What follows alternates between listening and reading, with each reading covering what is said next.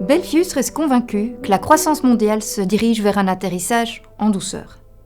Néanmoins, la situation s'est récemment fragilisée. L'intensification de la guerre commerciale et tarifaire entrave en effet la production industrielle. Le secteur des services par contre se maintient et la consommation des ménages reste robuste.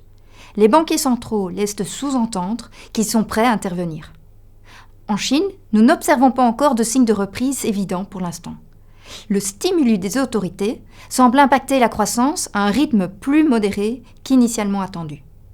Une reprise plus modeste de la croissance chinoise signifie dès lors un soutien moins prononcé pour l'économie mondiale et en particulier pour l'eurozone et les pays émergents.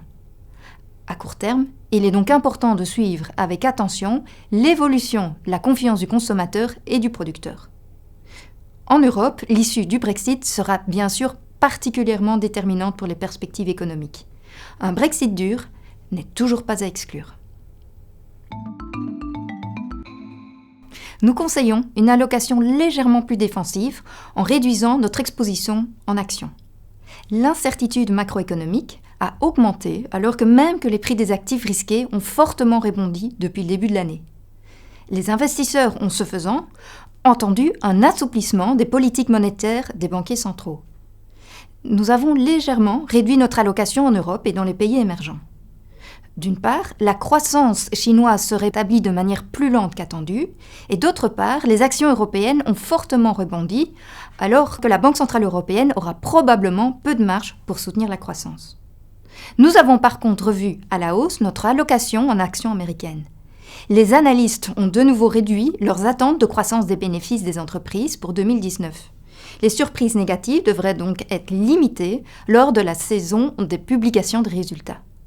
Nous privilégions toujours les actions par rapport aux obligations. Nous demeurons prudents sur l'exposition aux taux gouvernementaux des pays développés, qui sont à nouveau à des niveaux historiquement bas, voire souvent négatifs. Les marchés du crédit offrent dans l'ensemble des profils risque-rendement moins intéressants que dans le passé. Diversifier et être réactif reste donc primordial.